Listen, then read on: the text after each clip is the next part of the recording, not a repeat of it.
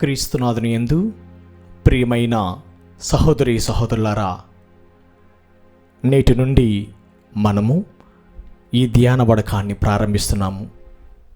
మరి ముఖ్యంగా ఈ తపోకాలంలో, కృపాకాలంలో, అనుగ్రహ కాలంలో, హృదయ పరివర్తన చెందే కాలంలో, మరి ముఖ్యంగా దేవునికి మనందరం కూడా మరింత దగ్గరగా ఉండే కాలంలో మనము ఈ ఆధ్యాత్మిక వడకంలో పాల్గొంటున్నాము. మరి ముఖ్యంగా ఈ యొక్క ఆధ్యాత్మిక వడకంలో పాల్గొంటే మనందరినీ కూడా దయగల సర్వేశ్వరుడు తన ఆత్మతో నింపాలని, మనం ఇంకను ఆధ్యాత్మికంగా బలపడి శారీరక వాంఛలు త్యజించి, ఇహలోక కోరికలు త్యజించి పరలోకం వైపు మన మనసులను కేంద్రీకరించాలని మనందరం కూడా పవిత్రాత్మగీతం ద్వారా ఆ ప్రభుని వేడుకుందాం.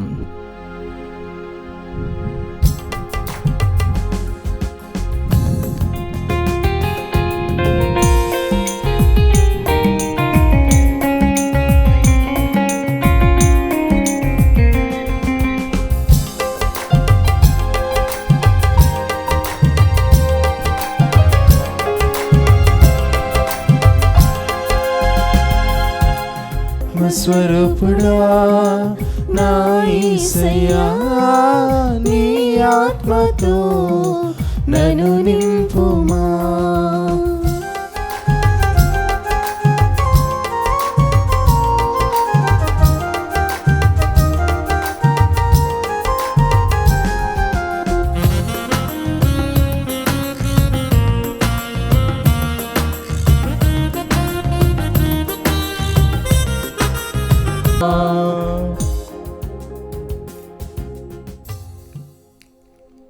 ప్రభు మీతో ఉండునుగాక, మీ ఆత్మతో ఉండునుగాక.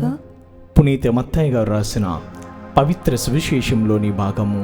ప్రభువా నీకు మహిమ కలుగునుగాక. మత్తయి సువార్త 16వ అధ్యాయము 24, 25 వచనములు. నన్ను అనుసరింపగోరువాడు తన్ను తాను పరిత్యజించుకొని తన సిలువను తీసుకుని నన్ను అనుసరింపవలెను. తన ప్రాణమును కాపాడుకొన చూచువాడు దానిని పోగొట్టుకొనును. నా నిమిత్తమై ప్రాణమును దారబోయేవాడు దానిని దక్కించుకొనెను. ఇది క్రీస్తు సువిశేషము. క్రీస్తువా మీకు స్తుతి కలుగునుగాక. మనందరం కూడా కళ్ళు మూసుకొని ప్రార్థించుదాం. మమ్మలను సదా కరుణించి కాపాడుతున్న మా ప్రియ పరలోకపు తండ్రి, మేము విన్న వాక్యంలో తేవా, నన్ను అనుసరించేవాడు తన్ను తాను పరిత్యజించుకుని తన సిలువను తీసుకొని నన్ను అనుసరింపవలేనని నీవు కోరుచున్నావు దేవా. మరి ముఖ్యంగా ప్రభు, ఈ ధ్యాన వడకంను ప్రారంభిస్తున్న మేమందరము కూడా నీ యొక్క వాక్కుతో కడగబడి మాలో ఉన్న మాలిన్యమును తీసివేసి మమ్మలను శుద్ధులను గావించండి. ఈ ధ్యాన వడకంలో పాల్గొంటున్న మా అందరినీ దేవా ఆత్మపూరితులను గావించండి. మరి ముఖ్యంగా దేవా, నీ పరిశుద్ధాత్మ వరములను, ఫలములను మా అందరిపై కుమ్మరించమని మా నాథుడును మీ కుమారుడైన క్రీస్తు ద్వారా అడిగి వేడుకొంచున్నాం తండ్రి, ఆమేన్. క్రీస్తునాథుని యందు ప్రియమైన సహోదరి సహోదరులారా, నేడు మనము మన ఆధ్యాత్మిక ధ్యాన వడకంలో మొదటి టాక్ అనగా మనందరము కూడా సిలువ మార్గం స్వర్గద్వారం అనే అంశంపై ధ్యానించబోతున్నాము. మరి ముఖ్యంగా ప్రియ సహోదర సహోదరి, మనందరము కూడా తపస్సు కాలంలో ఉన్నాము. ఈ తపస్సు కాలం అనగానే మనందరికి గుర్తొచ్చేది ఏమిటంటే, దేవుని యొక్క కృపను, అనుగ్రహమును, ఆయనతో అనుబంధమును దేవునితో దగ్గరగా ఉండే సంబంధమును మనము గ్రహించగలము.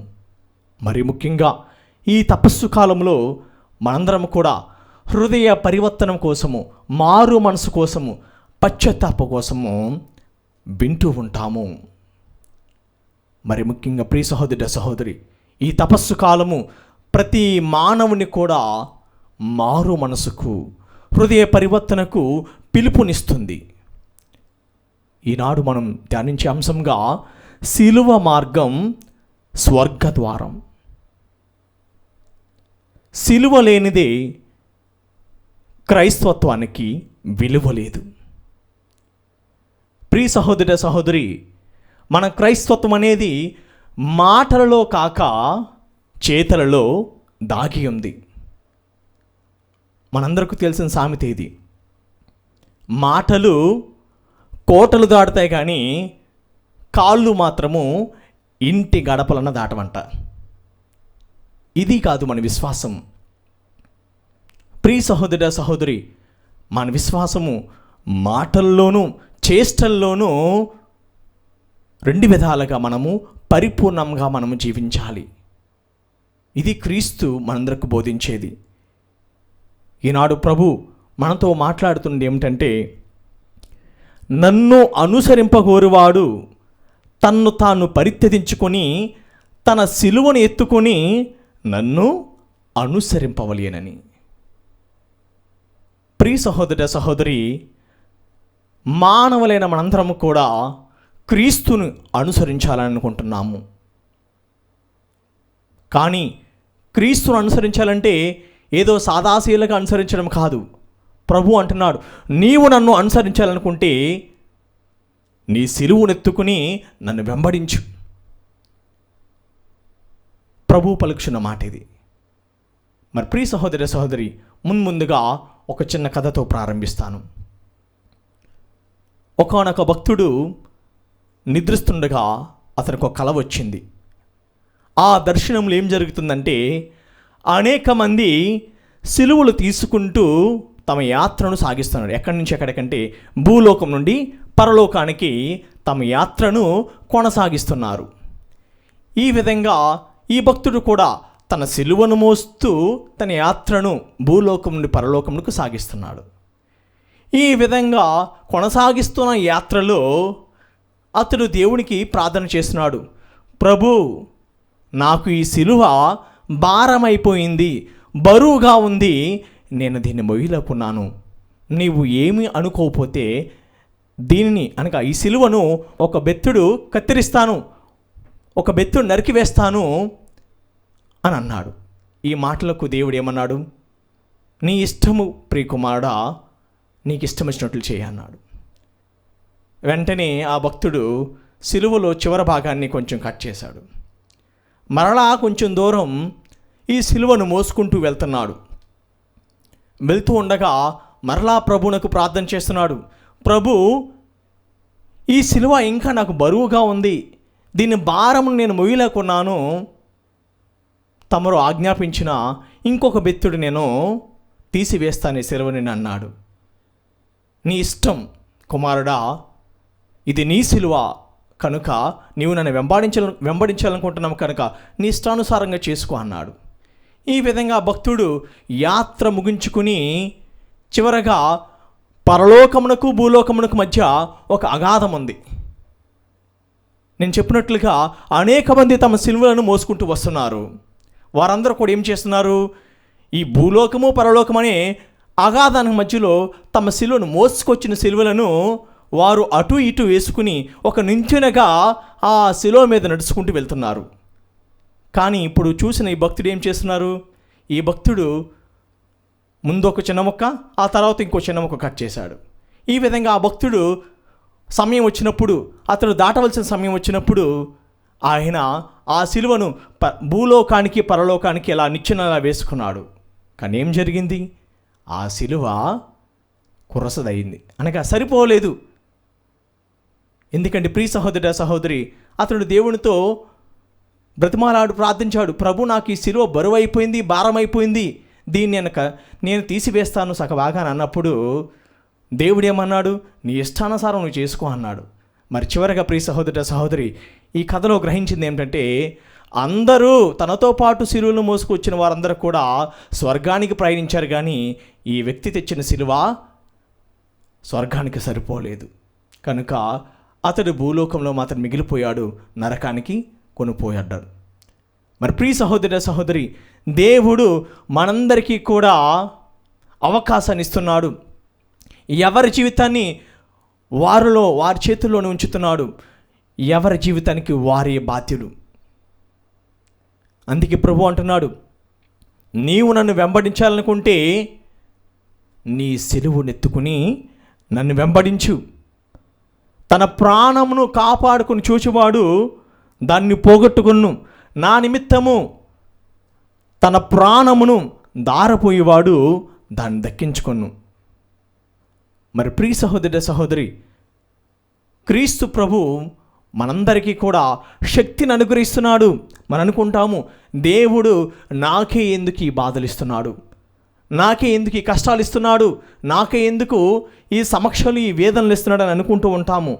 అందుకే పునీత పౌలు గారు కొరింథీయులకు రాసిన మొదటి లేఖ 10వ అధ్యాయము 13వ వచనంలో ఈ విధంగా రాయబడి ఉంది, మీ నిగ్రహ శక్తిని మించి మిమ్ము శోధింపనీయడు, అంతేకాక మీరు శోధింపబడినప్పుడు దాన్ని సహింపగల శక్తిని మీకు వసకి బయటపడు మార్గమును ఆయన మీకు చూపును. అవును ప్రియ సహోదర సహోదరి, దేవుడు ఏ వ్యక్తిని కూడా తన నిగ్రహ శక్తిని మించి శోధింపడు. ప్రతి వ్యక్తి కూడా తన యొక్క బలహీనతలకు తగిన బలమును ఆయన ప్రసాదించును. మరీ ముఖ్యంగా ప్రభు మన బలహీనతలో ఉన్నప్పుడు ఆయనే మార్గం చూపునని ప్రభు తెలియజేస్తున్నాడు. ప్రతి ఒక్కరికి కూడా మన పాపంలో పడినప్పటికీ కూడా దానికి బయటపడే మార్గమును కూడా ఆ ప్రభువే మనకు తెలియజేస్తాడు, ఎరుకపరుస్తాడని పునీత పౌలుడు కొరింథీయులకు రాసిన లేఖలో తెలియజేస్తున్నాడు. మరి ముఖ్యంగా హెబ్రీయులకు రాయబడిన లేఖ 4వ అధ్యాయము 15వ వచనంలో ఈ విధంగా రాయబడి ఉంది, మన బలహీనతలను గూర్చి సానుభూతి చూపలేని వ్యక్తి కాదు మన ప్రధాన యాజకుడు, అంతేకాక మన వలనే అన్ని విధములుగా శోధింపబడి పాపము చేయని వ్యక్తి మన ప్రధాన యాజకుడు. ఈ ప్రధాన యాజకుడు ఎవడో కారండి, క్రీస్తు ప్రభువే మన ప్రధాన యాజకుడు. ఆయన మానవ రూపము దాల్చి అన్ని విధములుగా ఆయన కూడా శోధింపబడ్డాడు, కానీ మనవలే ఆయన పాపం చేయలేదు. అందుకే ప్రభు బలహీనమైన మనందరినీ కూడా ఆదుకొంటకు మన మధ్యకు వచ్చాడు. మరి ప్రియ సహోదర సహోదరి, మనం ఒక్కసారి పరిశీలించినట్లయితే బైబిల్ గ్రంథంలో ఉన్న వాళ్ళందరూ కూడా, యావత్ బైబిల్ గ్రంథం అంతా కూడా సిలువను మోసిన వారే. మన అనేక పాత్రలు చదువుతూ ఉంటాము. అబ్రహాం మొదలుకొని దర్శన గ్రంథం వరకు కూడా అనేక పేర్లను మనము చదువుతూ ఉంటాము. ఈ యొక్క పాత్రలు, ప్రముఖమైన వ్యక్తులందరూ కూడా తమ దైనందిన జీవితంలో దేవుని చెంత చేరుటకు సిలువను మోస్తూ ప్రభుని వెంబడించారు. మనము చూసినట్లయితే అబ్రహాం యొక్క జీవితంలో అతడు కూడా సిలువ మోయవలసి వచ్చింది. ఏమంటున్నాడు? దేవుడైన యావే అబ్రహామును పిలిచాడు, ఓయే అబ్రాము, నీవున్న ఈ దేశమును, నీ తల్లిదండ్రులను, నీ చుట్టబట్టాలను, నీ బంధువులను అందరిని విడిచిపెట్టి నేను నీకు చూపించే దేశమునకు నీవు ప్రయాణమైపోవాలి. ఇది పెద్ద సిలువే కదా. అవును ప్రియ సహోదర సహోదరి, ఇంతటి సిలువను కూడా అబ్రహాం భరించాడు. దేవుడి యొక్క మాటకు శిరస్స వహించి దేవుని యొక్క మాట జవతాటకుండా తన దైనందిన జీవితంలో పూర్తిగా సంపూర్ణంగా విధేయుడయ్యాడు. కనుక మనందరం కూడా అబ్రహామును విశ్వాసుల తండ్రిగా మనము చెబుతూ ఉంటాము. మరి ప్రియ సహోదర సహోదరి, అబ్రహాము కూడా దేవుని సన్నిధి చేరుటకు తన దైనందిన జీవితంలో సిలువను మోసాడు. మరి రెండవదిగా మోషే, మనందరికీ తెలిసినట్లుగా మహానాయకుడు. ఇటువంటి మోషే జీవితం కూడా పూలపాన్పు కాదు. మోషే మండుచున్న పొదలో ప్రభువు కనిపించినప్పుడు మోషేని ప్రభు పిలిచాడు. మోషే, నీవు వెళ్ళి నా ప్రజలను ఐగుప్తు బానిసత్వం నుండి విడిపించు, వారు నీవు పాలు తేనెలు జాలువారు ఈ భూమిలోకి తోడుకుని రావాలి, తీసుకుని రావాలని పలికినప్పుడు మోషే ఏం చెప్తున్నాడు? ప్రభు, నాకు ఈ సిలువ వద్దు, ఈ భారం నేను భరించలేను. ఇంకేం చెప్తున్నాడు ఆయన తప్పించుకోవడానికి? నేను నత్తివాణ్ణి ప్రభు. ఈ విధంగా మాట్లాడుతున్నప్పుడు ప్రభు అంటున్నాడు, నేను నీతో మాట్లాడదను, నీ నోట ద్వారా నేనే మాట్లాడదను, నువ్వు భయపడవలవద్దు, దిగులు చెందవలదు, నేను నీకు తోడుగా నీడగా ఉంటాను అని అభయమునిచ్చాడు మోషేకి. అవును ప్రియ సహోదర సహోదరి, పారో దాసత్వంలో ఉన్న ఇశ్రాయేల్ ప్రజలందరినీ కూడా పాలు తేనెలు జానువారు నేలకు చేర్పించగలిగాడు. మరింతటి మహానుభావుడు మోషే. అటువంటి గొప్ప ప్రవక్తకు, అటువంటి గొప్ప నాయకుడికి కూడా తప్పలేదు సిలువ. మోషే దేవునితో అనుబంధం కలిగి జీవించాడు కనుక తన దైనందిన జీవితంలో వచ్చిన శ్రమలను, బాధలను, అనేక సిలువలను ధైర్యంగా ప్రభుని యొక్క నీడతో, అభయంతో మోయగలిగాడు. మూడవదిగా యోబు మనకు తెలిసినట్లుగా యోబు అనే మహారాజు తన దైనందిన జీవితంలో అనేక మంచి పనులు చేశాడు, పుణ్యకార్యాలు చేశాడు, దేవుని పట్ల ఎంతో భయభక్తులు కలిగి జీవించాడు. అయినప్పటికీ కూడా అంతటి మహారాజు కూడా తప్పలేదు సిలువ. ఏమైంది ప్రియ సహోదర సహోదరి? యోబు జీవితంలో తన సర్వస్వాన్ని కోల్పోయాడు. తన ఆస్తిపాస్తులను, ఐశ్వర్యమును, మొత్తం యొక్క అన్నీ కూడా సర్వస్వాన్ని కోల్పోయినప్పటికీ కూడా దేవుణ్ణి దూషించలేదు. ఏమంటున్నాడు? ఓ నా ఆత్మమా ప్రభువుని స్తుతింపుము, యావే నా కొసగను, యావే అన్నీయు తీసుకొను. ఎందుకంటే నేను ఈ లోకంలోకి వచ్చినప్పటికు దిగంబరుడిగా వచ్చాను, దిగంబరుడిగా ఈ లోకం నుండి వెళ్ళిపోతానని దేవుని స్తుతించాడు. కానీ తనకు సిలువనిచ్చిన దేవుణ్ణి ఆయన అవమానించలేదు, నిందించలేదు. మరి ప్రియ సహోదర సహోదరి, మనందరం చూసినట్లుగా నూతన నిబంధనలో మరి యోసేపులు కూడా వారి జీవితం కూడా దేవుని యొక్క తల్లి తండ్రి అయినప్పటికీ కూడా వారికి తప్పలేదు సిలువ. వారి అనేక సిలువలు మోస్తూ బాలయేసును సంరక్షించారు. తమ దైనందిన జీవితంలో దేవుడి యొక్క ప్రణాళిక ప్రకారం జీవిస్తూ వారు తమకు అప్పగించిన సిలువ అనే బాధ్యతను, శ్రమలను, బాధలను అన్నీ కూడా దేవునిపై భారం ఉంచి సిలువను మోస్తూ దేవునికి అతి ప్రియమంగా జీవించారు మరి యోసేపులు. అపోస్తులందరూ కూడా, పేతురు మొదలుకొని యోహాను, వీరందరూ కూడా వీరు దేవునితో జీవించినప్పటికీ, దేవునితో ఉన్నప్పటికీ, యేసుక్రీస్తు ఉన్నప్పటికీ కూడా వారికి తప్పలేదు సిలువ. వారును అనేక బాధలు, హింసలు, మరణదండములు విధించబడినవి. ఇంతటి వాళ్ళు కూడా తమ సిలువను మోస్తూ ప్రభుని వెంబడించారు. అదేవిధంగా అపోస్తుల చివరివాడైన పునీత పౌలు గారు కూడా క్రీస్తును వెంబడించినప్పటికీ కూడా ఆయన అనేక బాధలను, హింసలను అన్నీ కూడా దేవుని యొక్క ధైర్యముతో, దేవుని యొక్క శక్తితో ఎదుర్కొన్నాడు. అందుకే పునీత పౌలు గారు చెప్తున్నారు, క్రీస్తు వసగిన శక్తిచే నేను ఈ అన్ని బాధలు నేను భరిస్తున్నాను, అనేక సిలువలు నేను సహించగలుగుతున్నానని చెప్పగలుగుతున్నాడు. మరి ప్రియ సహోదర సహోదరి, మానవులైన మనము కూడా మన దైనందిన జీవితంలో క్రీస్తుని వెంబడించాలనుకుంటే మన సిలువను ఎత్తుకోవాలి. మన బాధలను, మన కష్టాలను, మన వేదనను ఆ ప్రభువుకు సమర్పించాలి. ఇదే ప్రభు తెలియజేస్తున్నాడు. మత్తయి సువార్త 11:28 ఈ విధంగా అంటున్నాడు, భారము చేయాల్సి సొలసిన సమస్త జనులారా నా యొద్దకు రండు, నేను మీకు విశ్రాంతినిచ్చేదను. ఏలైనా నా కాడి సులువైనది, నా బరువు తేలికైనది.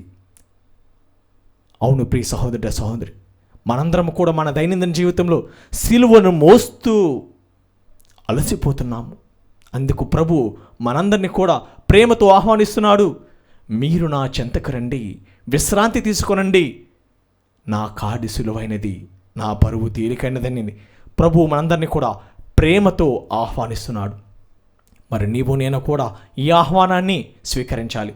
ఈ తపస్సు కాలంలో, ఈ అనుగ్రహ కాలంలో, ఈ కృపాకాలంలో దేవుని చెంతకు రావడానికి, మన సిలువను ఎత్తుకుని ప్రభుని వెంబడించడానికి ప్రభు మనకందరికీ కూడా పరిపూర్ణ హృదయమును కలగచేయాలని ఆ ప్రభుని ప్రార్థించుదాం. మరి ముఖ్యంగా ఆత్మ పరిశీలన చేసుకుందాం. దేవుడు మనకు ఒసగిన సిలువలను, శ్రమలను ఇష్టముతో నీవు స్వీకరిస్తున్నావా, కష్టంగా భావించుతున్నావా అనేది ఆత్మ పరిశీలన చేసుకో. మన ఎదురవుతున్న ఈ శ్రమలన్నీ కూడా, ఈ బాధలన్నీ కూడా మనంతటిగా మనం తీర్చలేము. ఎప్పుడైతే ఆ ప్రభువునకు మనం సమర్పించామో దేవుడు నీ పక్షంలో పోరాడి నీ యొక్క శ్రమలను, బాధలను తొలగించును.